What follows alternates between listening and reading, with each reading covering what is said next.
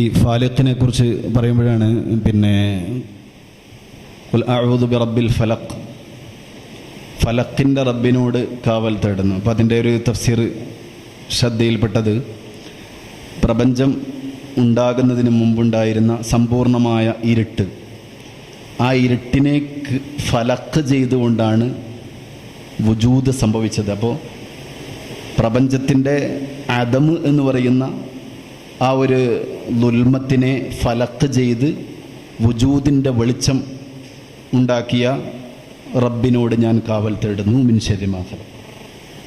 അപ്പോൾ ഈ പ്രപഞ്ചത്തിൻ്റെ ഉൽപ്പത്തിയുമായി ബന്ധപ്പെട്ട ഒരു പ്രയോഗം കൂടിയാണ് അത് എന്ന് തോന്നുന്നു. ഈ ഉൽപ്പത്തിയെക്കുറിച്ച് പറയുമ്പോൾ ഷുഹൈബ് ഉസ്താദിന് അതിൽ ഇടപെടാൻ പറ്റുമെന്ന് തോന്നുന്നു. പാകിസ്ഥാൻ ഇടപെടാം, പക്ഷേ ഇത് റിലേറ്റ് ചെയ്തതുകൊണ്ട് മാത്രം. അതായത്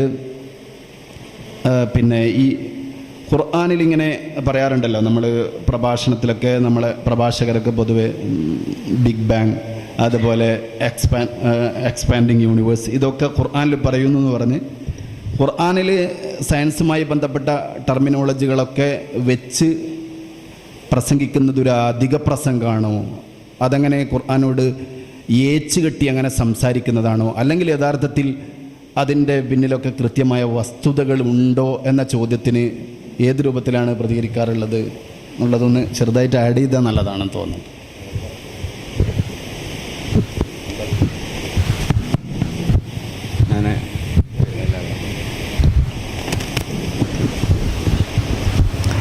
അതിൻ്റെ ഇടയ്ക്ക് ആഡ് ചെയ്യുക, ആ വാക്ക് തന്നെ മതിയെന്ന് തോന്നുന്നു. എല്ലാം ഓൾറെഡി ഖുർആനിൽ പറയപ്പെട്ടിട്ടുണ്ട് എന്ന് ഏതായാലും നമുക്കാർക്കും അങ്ങനെ ഒരു അഭിപ്രായം ഇല്ലല്ലോ. അതേസമയം അത് മനുഷ്യൻ്റെ ചിന്താ വളർച്ചയെ മുരടിപ്പിക്കുകയാണ് ചെയ്യുക. പൊതുവെ ഈ ഖുർആൻ വിമർശകരും ഇസ്ലാം വിമർശകരും പറയും. ഇപ്പോൾ ഇന്നലെ ഞാൻ പ്രൊഫസർ പാപ്പൂട്ടി ഒരു ആസ്ട്രോണമി സംവാദത്തിന് പോയി. അപ്പോൾ അതിൻ്റെ ഒരു ഫീഡ്ബാക്കിൽ നമ്മളോട് യോജിപ്പില്ലാത്ത കുറച്ച് ആൾക്കാർ പറഞ്ഞു, പിന്നെ നിങ്ങൾ പറയുമ്പോൾ എല്ലോ നിങ്ങളുടെ കിതാബിലുണ്ട് എന്നല്ല പറയുള്ളൂ. അപ്പം എല്ലാം നമ്മുടെ കിതാബിലുണ്ട് എന്നല്ല പറയുന്നത്.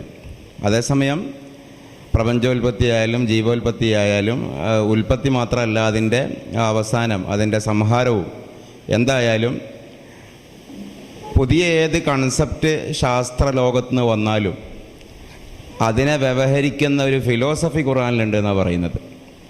ഇപ്പോൾ അങ്ങനെ വരാൻ പാടുള്ളൂ. അല്ലാതെ മനുഷ്യൻ അറിയേണ്ട മൊത്തം പ്രാപഞ്ചിക രഹസ്യങ്ങൾ ലിസ്റ്റ് ഔട്ട് ചെയ്തിട്ട് 1, 2, 3, 4 എന്ന് അള്ളാഹു പറഞ്ഞു തരികയായിരുന്നുവെങ്കിൽ മനുഷ്യൻ്റെ ബ്രെയിൻ മുരടിച്ചു പോകും. നമ്മൾ ഈ ആർട്ടിഫിഷ്യൽ ഇൻ്റലിജൻസ് ഒക്കെ നമ്മുടേത് ഈ Q4 കിക്കിൽ വരേണ്ട ഒരു ചർച്ചയാണെന്ന് തോന്നുന്നു. ഞാനായിട്ട് പോകുന്നില്ല. ഈ ആർട്ടിഫിഷ്യൽ ഇൻ്റലിജൻസ് മനുഷ്യനെ നശിപ്പിക്കുന്നു പറയുന്നതിൻ്റെ ഒരു കാരണം ഈ ജനുവിനായ ബുദ്ധിയെ മരവിപ്പിക്കുന്നുള്ളതാണല്ലോ. എന്ന് പറഞ്ഞതുപോലെ മനുഷ്യൻ്റെ ജനുവിനായ ബുദ്ധിയെ ആ സമീപനം മരവിപ്പിക്കും. മറിച്ച് ഖുർആൻ ചെയ്തത്, അള്ളാഹു ചെയ്തത്, ഏതേത് പ്രതിഭാസങ്ങളും അല്ലെങ്കിൽ സാങ്കേതിക ശാസ്ത്രീയ പുരോഗതി ഉണ്ടായാലും അതേ കുറിക്കുന്ന ഒരു സൂചന ഖുർആനിൽ നിന്ന് കണ്ടെത്താൻ പറ്റുക എന്നുള്ളതാണ്. പിന്നെ റിസർച്ച് നടക്കണം, ജിത്തിഹാദ്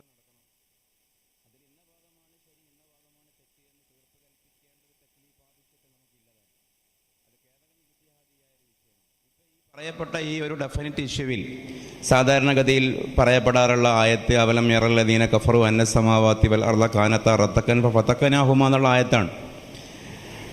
അതിൽ പറയുന്ന പോലെ ഒരു ന്യൂട്ടോണിക് അല്ലെങ്കിൽ ഐൻസ്റ്റീനിയൻ ഫിസിക്സ്, ക്ലാസിക്കൽ ഫിസിക്സിൻ്റെ ഒരു തത്വപ്രകാരം ഈ ഫിസിക്സിൻ്റെ ചർച്ച സമയം കൊല്ലും. ഈ ഒരു ഗ്രാവിറ്റി എന്ന് പറയുന്ന സാധനം ഫോഴ്സാണെന്ന് ന്യൂട്ടൺ പറഞ്ഞ കൺസെപ്റ്റ് പ്രകാരവും, ഇനി അതല്ലാതെ സ്പേസ് ടൈമിൽ വരുന്ന കർവേച്ചറാണെന്ന് പറയുന്ന ഐൻസ്റ്റൈൻ കൺസെപ്റ്റ് പ്രകാരവും, 2 കൺസെപ്റ്റ് പ്രകാരവും ഈ സമയവും സ്പേസും ഇല്ലാത്തൊരു സിംഗുലാരിറ്റി ഉണ്ടായിരുന്നു എന്ന് ഫിസിക്സിൽ വരുന്നുണ്ട്.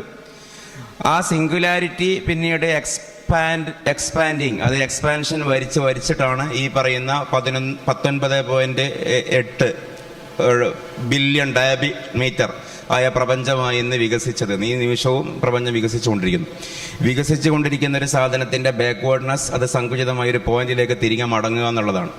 ആ ആശയത്തെക്കുറിച്ച് ഈ വികസിപ്പിക്കാൻ ആരംഭിച്ച ആ ഫസ്റ്റ് കിക്ക്, ആ സയൻസിൻ്റെ ടേം ഉപയോഗിച്ചാൽ അൺബാലൻസ്ഡ് കോസ് എന്ന് പറയുന്ന, അല്ലെ അൺബാലൻസ്ഡ് ഫോഴ്സ് എന്ന് പറയുന്ന ആ സാധനം എന്താണെന്നുള്ളത് അവിടെ ഒരു ചർച്ചയാണ്. കാരണം ഈ സിംഗുലാരിറ്റിയെ മൂവ് ചെയ്യിപ്പിക്കുന്ന ഒരു പ്രൈം മൂവർ വേണമല്ലോ. അരിസ്റ്റോട്ടലിൻ്റെ വാക്കാണ് പ്രൈം മൂവർ. സയൻസിൻ്റെ ഭാഷയിൽ പറഞ്ഞാൽ, ഫിസിക്സിൻ്റെ ഭാഷയിൽ പറഞ്ഞാൽ അൺബാലൻസ്ഡ് ഫോഴ്സ് അല്ലെങ്കിൽ ഔട്ടർ ഏജൻസി. ഈ ഔട്ടർ ഏജൻറ്റ് ഏതാണെന്നുള്ളൊരു ഗ്യാപ്പ് അവിടെ വരുന്നുണ്ട്. ആ ഗ്യാപ്പിനെ കുറിച്ചൊരു ആയത്ത് നമ്മൾ സാധ്യതയിൽ വെച്ചു കൊടുക്കുകയാണ്. ഇങ്ങനെയാണ്, അവലം യറല്ലദീന കഫറു, നിഷേധികൾ കണ്ടില്ലേ, അന്ന സമാവാതി വൽ അർള. ഈ സമാവാതി വൽ അർള എന്നുള്ളതിന് ആകാശഭൂമി എന്ന് ഈ ചർച്ചയുടെ അനുബന്ധത്തിന് ഒരു വാക്കുകൂടി, ആകാശഭൂമി എന്നുള്ളൊരു മലയാളം ഒട്ടും ഫിറ്റല്ല പുതിയ കാലത്ത്. സമാവാത്തിന് ഏതായാലും ആകാശം എന്നുള്ളൊരു കൺസെപ്റ്റ് ഇന്ന് ശരിയാവില്ല. ഇന്ന് ആകാശമില്ല. നമ്മൾ ഖുർആൻ പരിഭാഷ മുജ്തബൈ സാഹിബ് പറഞ്ഞ പോലെ ഖുർആൻ്റെ അറബി വാക്കിനെ മലയാളപ്പെടുത്തുമ്പോഴുള്ള ചില പരിമിതിയാണ് ഭൂമിയും മറ്റു മണ്ഡലങ്ങളും, ഉപരിമണ്ഡലങ്ങളും. അത് മുഴുവനും കാനത്ത റത്തക്കൻ ഫത്തക്കനാകുമ്പോൾ ഞാൻ വിശദീകരിക്കുന്നില്ല. പക്ഷെ അവിടെ ഒരു കൗതുകം നോക്ക്. ഇത് ബിഗ് ബാങ്ങിനെ സംബന്ധിച്ച് തന്നെയാണെന്നതിൻ്റെ ഒരു തഴീത്, നമ്മൾ ഒരു തർഷീഹിൻ്റെ ഒരു ഭാഗം പറഞ്ഞാൽ, ഇതിപ്പോൾ George Lemaitre, Edward Hubble, Albert Einstein, അവരൊക്കെയാണ് ഇതിൻ്റെയൊക്കെ ആൾക്കാർ. അവിടെ അവലം യറല്ലദീന കഫറു എന്നാണ് പറഞ്ഞത്.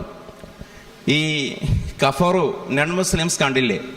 ഈ ഐൻസ്റ്റൈൻ്റെയും എഡ്വേർഡ് ഹബിളിൻ്റെയും ലാമാത്രൈൻ്റെ ഒക്കെ സ്ഥാനത്ത് ഈ സുൽത്താൻ അൽ നയാദിയോ അല്ലെങ്കിൽ ഈ പറയുന്ന ഏതെങ്കിലും നാസറുദ്ദീൻ തൂസിയോ ജാബർ അൽ ഫർഗാനിയോ ഒരു മുസ്ലിം ആസ്ട്രോണമേഴ്സ് ആയിരുന്നുവെങ്കിൽ അവലം യറല്ലദീന ആമനു എന്ന് പറയേണ്ടി വരുമായിരുന്നു. അപ്പോൾ നിങ്ങൾ ആ പദത്തിൻ്റെ കൃത്യത എന്ന് പറഞ്ഞതുപോലെ അവലം യറല്ലദീന കഫറു, അത് വളരെ ബിഗ് ബാങ്ങിനെ കുറിച്ചാണെന്നുള്ള ഒരു തെളിവിൽ കൊടുത്താലും അത് വളരെ സ്യൂട്ടാണ്.